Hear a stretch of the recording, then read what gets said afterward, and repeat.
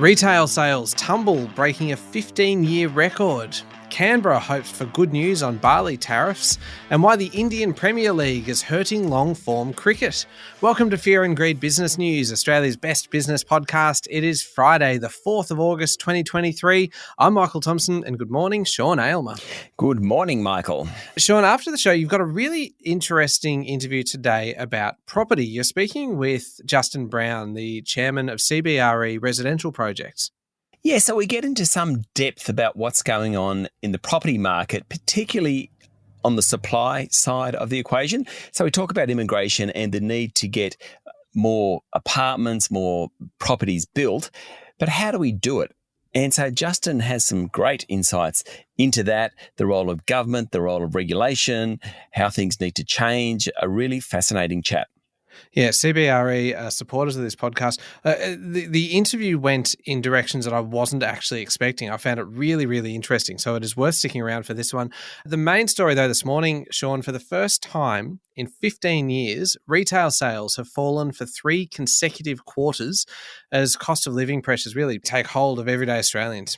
Yes, if you exclude the COVID pandemic, Michael, the June quarter was the first time in 30 years that retail sales volumes were lower than a year earlier. Retail sales volumes fell 0.5% during the June quarter. Now, that followed drops of 0.8% in March and 0.4% in the December quarter. Sales were lower across the board. Household goods, department stores, they led the way lower. Even cafes, restaurants and takeaway food services fell. Now, that's the first time that's happened since COVID. Tasmania and New South Wales led the way lower, whereas the Northern Territory and Western Australia were much more resilient. The figures really demonstrate that households are cutting back on non-essential spending as they struggle to manage higher interest rates and cost of living pressures. Economics lesson time here, Sean. How much do retail sales, like you just outlined, how much do they matter when it comes to the economy and then I suppose the impact on interest rates? Well, plenty. Consumption is about 60% of the country's GDP, country's output. Retail sales are about 1/3 of that, rule of thumb, about 1/3 of that. So in short, retail sales makes up a big, big chunk of output. The Reserve Bank earlier this week said household consumption was a source of ongoing uncertainty, adding that many households are experiencing a painful squeeze on their finances. The Reserve Bank wants higher rates to cull inflation, but not put the economy into recession. As the central bank puts it, it's a narrow path. Now, these retail trade figures certainly add to the argument that interest rates shouldn't rise too much more, but we'll have to wait and see on that one, Michael. Sean, I suppose this is a question without notice, really. I know that 2 consecutive quarters of contraction is technically a recession. 3 successive or consecutive quarters of decline, would that be a retail recession? A big retail recession. So officially, you could have said there was a retail recession after the March quarter figures because we had December and March going backwards. Add June into that, it's a big retail recession. How about that? Oh, I like that. That's actually almost a headline. If you'd gone for alliteration, replace big with something else. A roaring retail recession, Michael. How about that one? Oh, that is glorious. You have worked in newspapers, haven't you? I have, indeed. Headlines. The headline is just oozing out of you. Local markets yesterday, Sean, how did they perform? The S&P ASX 200 finished the day down 0.6% to 7,312 points. After a poor lead-in from Wall Street, the tech sector led the market lower, with 10 of the 11 sub-indices ending the day in the red. The exception was the Telco Index, and that's because Telstra was among the best performers on the day, up 0.6%. The only other top 25 companies to gain yesterday were Aristocrat Leisure and QBE. Now, both of those jumped more than 1%.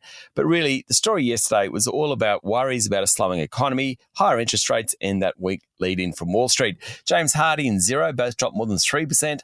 BHP, Commonwealth Bank, Fortescue Metals Group, Rio Tinto, WiseTech Global, Newcrest Mining, REA, etc., all those ones I mentioned, they were all off more than 1%. What about international markets?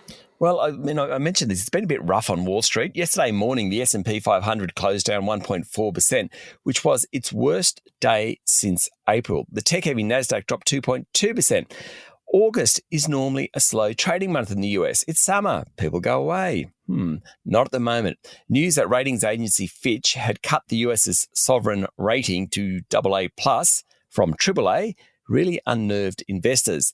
In currency markets, we talked about the Aussie dollar a lot yesterday. It continues to fall, heading towards 65 US cents. Just not a lot of confidence around the currency at the moment. And cryptos are struggling a bit. Bitcoin is down to just above 29,000 US dollars a unit. All right, we've got a bit to cover today. We'll be back in a moment with the rest of the day's business news.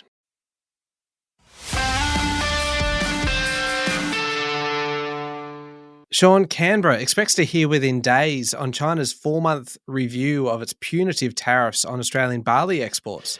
Trade Minister Don Farrell said there is goodwill between China and Australia, and he's hopeful of a positive answer from Beijing. Before the 11 August deadline, China imposed tariffs on more than 80% of Australian barley in May 2020, accusing our exporters of dumping on the Chinese market. But since the election of the Albanese government, relations with Beijing have certainly improved. Meanwhile, Farrell yesterday said there'd been no new date set for a resumption of free trade talks with the European Union after negotiations broke down last month. I find the whole kind of the diplomacy aspect of what's going on with China so fascinating. How do you reckon Canberra would find out after 4 months? Is it an email? Is it a phone call? Is it just tweet? a statement put out? Is it an X? Is it what do you call something on Twitter now? An X? Yeah, an Xer. I don't know. Yeah, I don't know. Yeah, I don't know. No, I mean, surely you get a phone call or something, right? Wouldn't you? Well, maybe that depends on whether it's good news or not. If it's bad news, it's just a tweet. But that's all about the relationship, isn't it? The better the relationship is, probably the more advance notice they're going to have. Well, isn't Don Farrell, isn't he going to take his counterpart from China to his vineyard? Yes, yeah, for a couple of days, sipping some... Yeah, and they'll come down, sip a red, chat barley. Oh, by the way, we're going to open up markets again. We're dropping those tariffs. Problem solved. Yeah. Winery diplomacy. It's good. Yeah. Sean, serious one, this one, the recovery operations for the MRH-90 Taipan helicopter that crashed off the Whitsunday Islands a week ago have located human remains and more aircraft debris. Australian Defence Forces Chief of Joint Operations Lieutenant General Greg Bilton said an underwater vehicle had located debris 40 metres below the sea's surface, including parts of the helicopter's cockpit. The debris was consistent with earlier findings that there had been a catastrophic impact of the aircraft with the water. Opposition leader Peter Dutton is under fire for not attending the Garma Festival this weekend in northeast Arnhem Land. The 4-day festival, hosted by the Yothu Yindi Foundation, showcases traditional art, song, dance and storytelling, and is an important meeting point for the clans and families of the region. Now, Dutton said he won't be attending because he says it will be largely occupied by chief executives of companies backing the Yes campaign in the Voice referendum.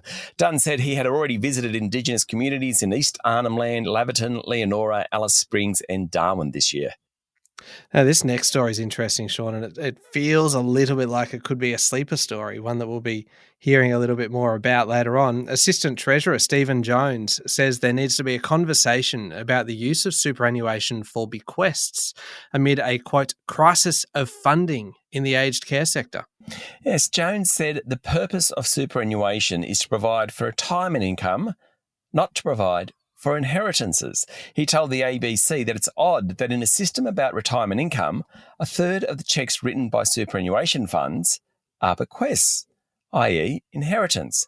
So the point there is if you save $1 million for retirement, why not spend it rather than leaving it to kids? What do you reckon? Has this got the hallmarks of a sleeper story for our weekend edition? Well, yeah, maybe. The government introduced something called the Retirement Income Covenant about 18 months ago. And as part of that, it really focused on making sure people who had hit the pension age or superannuation funds actually providing some sort of guidance for their members to what they do in the decumulation stage. Now, we did actually talk about this a few weeks ago. So it could be a sleeper story, but it has been sleeping for a little while. That's what I'm putting it. All right. Okay. I will consider it. Our weekend edition, for anybody who hasn't listened before, is a very competitive affair where Sean and I go head to head and try to pick the biggest story of the week and the most remarkable and our favourite story and the sleeper story, which is kind of one that's flying under the radar a little bit. And it is very competitive. It gets a little bit fiery at times. And last week we really needed our Fear and Greed colleague Adam Lang as our judge to kind of separate us and basically put us in line. Yeah. He does a good job. I mean, he also ends up the butt of many of our jokes, which probably isn't a good way, a respectful way to treat a judge, but I enjoy doing the weekend edition. Well, I reckon we get more feedback about the weekend edition than we that's get true. about anything else. So, anyway, moving on. While we are in Canberra, even though we kind of veered off topic slightly there, Sean, ACT Chief Minister Andrew Barr is under pressure to sack ACT Chief Prosecutor Shane Drumgold following the leaking of a report that alleges he knowingly lied to the Supreme Court, engaged in serious malpractice and grossly unethical conduct. A 600-page report obtained by The Australian revealed inquiry head Walter Sofronoff, KC, found Mr Drumgold had lost objectivity during the prosecution of Bruce Lerman over the alleged rape of former political staffer Brittany Higgins. But despite the bombshell findings, which could lead to a criminal prosecution against Mr Drumgold for perverting the course of justice, the ACT government says it will take the rest of the month before it releases the report and its response to the public. Certainly, we're going to hear a lot about this. Sean, a surge in the sale of electric vehicles has pushed car sales last month to a new record for July. There was a near 15% increase in new vehicle sales last month to 96,589, which is better than the previous July record that was set back in 2017. Now, manufacturers have been ramping up production globally. That's been going on for several quarters. That's allowed more deliveries into Australia. Full battery electric vehicles accounted for 7% of total sales. If you include hybrids, it's almost 18%. As usual, the Tesla Model Y was the best-selling EV, and in July, it was the best-selling vehicle behind the Ford Ranger, the Toyota Hilux, and the MG ZS.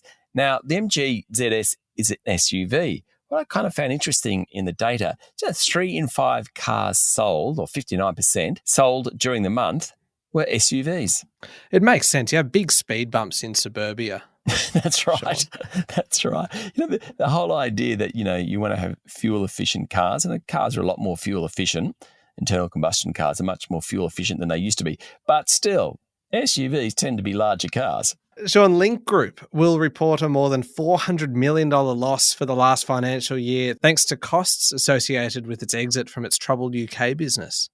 There's quite a bit to this, as there always is with Link Group. Now, it's a superannuation administrator and share registry company. It released its preliminary unaudited results yesterday. Basically, it did that to explain the cost of extricating itself from a disastrous UK acquisition made 6 years ago. So Link's selling most of the British business, called Link Fund Solutions, to an Irish group called Waystone. The deal's complex. It's over 2 years. Link will make a provision of $391 million for the last 12 months to June 30 in connection to the sale, and also in connection to an associated redress scheme overseen by UK regulators. Basically, Link could pay as much as 436 million Aussie dollars compensation to those who lost money in a retail fund as part of that business. Link then expects to recognise a gain of $280 million this year, as in the 2024 financial year, on the fund solution sale. So it loses and then it gains. Link also said its results will show a $407 million one-off gain on the sale of its stake in electronic conveyancing group PEXA. Its share price closed down 3% yesterday, but it's actually off 67% in the past year. Goodness me. I feel a little bit sorry for Link Group CFO trying to kind of wade through all of that. Moving parts, yeah.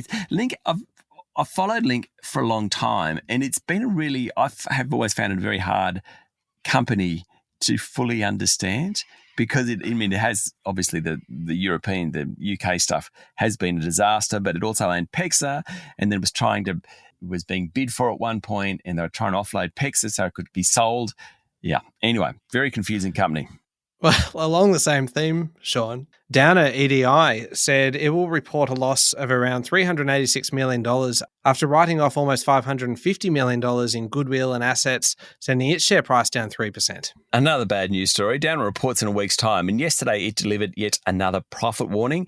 A run of warnings forced the exit of Chairman Mark Chellew and another director over the past year. Downer was also caught up in an investigation by the New South Wales corruption watchdog into some of its former employees. Investors had hoped all the bad news had been uncovered, and the group's share price is actually up 40% since February. Now, yesterday's write-down wasn't unexpected, though the amounts weren't known. Much of that write-down of goodwill relates to its $1.2 billion purchase of Spotless Group. I don't know whether you remember that. That was 6 years ago. Mm-hmm. It hasn't been a good investment for Downer. All right, one last one, Sean, perhaps a slightly better news story. Japanese giant Suntory will merge its two drinks businesses in Australasia to create a $3 billion a year company that will combine alcohol brands with non-alcohol brands, which sounds like it's got the potential for some catastrophic mix-ups. Yes. So it's like Jim Beam, Canadian Club, 196 Double Lemon in the same stable as Gatorade, V Energy. Do you have V Energy is actually outpacing Red Bull significantly? Yeah, I would not have expected that, actually. Yeah. Anyway, so the stable, Suntory's got Gatorade, V Energy, Maximus, also got Boss Coffee. Now, according to the Financial Review, the new Suntory Oceania entity will be up and running by mid-2025. Suntory has started building a $400 million manufacturing and distribution facility at Ipswich in Queensland on a 17-hectare site, which will have initial production capacity of 20 million cases of ready-to-drink products each year. International news. Now, Sean, India's cricket governing body is trying to lure global giants Amazon.com and Alphabet to bid in a media rights auction of its team's games amid waning interest in the game outside the Indian Premier League. Yeah, so this is all about the IPL doing so well that the other parts of cricket in India doing poorly. The proposed starting date of the auction process for the media rights of bilateral series, their matches between the Indian team and other countries for the next 5 years, was postponed by at least 2 weeks as the Board of Control for Cricket in India reached out to more companies to drum up some interest, according to Bloomberg. The very lukewarm response by media companies before the auction highlights the struggle to make money amid weak advertising revenues, with the shorter format IPL easily being the top cricket property, garnering much higher viewership over the years. Now, the sale of rights to 102 matches involving India is hoped to raise at least $750 million US, which is about what they got 5 years ago. They may actually get less. So it just goes to show, in that instance, the value of cricket outside the IPL in India is certainly not growing.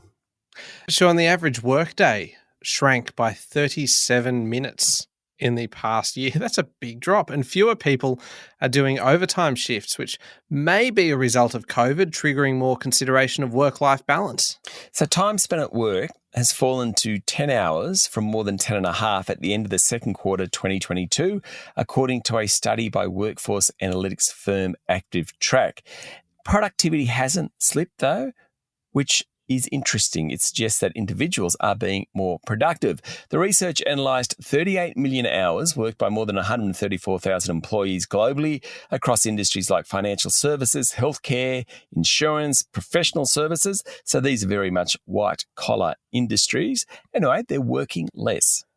One last one to finish on, Sean. Canada's Prime Minister Justin Trudeau and his wife Sophie Gregoire, they're going to separate, according to a social media post, after 18 years of marriage and 3 children. Yes, we've heard a fair bit about their marriage over the years. A couple have publicly addressed difficulties in their marriage before. In 2015, Gregoire said no marriage is easy. In a television interview a year before, Trudeau said the couple have had difficult ups and downs. Trudeau, who's 51, has served as Prime Minister of Canada since 2015. He's seen his popularity wane during his tenure as Canadians contend with higher costs of living, and his government has been involved in a number of scandals related to cronyism and corruption. More recently, the government's been criticised for its handling of an investigation into Chinese interference in the past 2 federal elections. Trudeau is actually the son of the late former Prime Minister Pierre Trudeau. Ironically, he separated from his wife back in 1977 while serving as the country's leader. I think it's quite remarkable that couples can stay together when one has such a high-profile job. Yeah, I think you might be right, Sean. Up next is the fear and greed. That's a bit of it's a tough segue to go from that story into talking about residential property and apartment buildings. But this is a good chat. You're speaking with Justin Brown, chairman of CBRE Residential Projects, a supporter of fear and greed. Yep, sure do. Talk all about what's happening in the residential property market, but particularly around supply and what needs to be done. It's quite an in-depth interview, so it's well worth a listen. Yeah, it's up next in the Fear and Greed playlist on your podcast platform or at fearandgreed.com.au. Thank you very much, Sean. Thank you, Michael. It's Friday, the 4th of August, 2023. Make sure you're following the podcast and join us online on LinkedIn, Instagram, X, and Facebook. I'm Michael Thompson, and that was Fear and Greed Business News. Have a great day.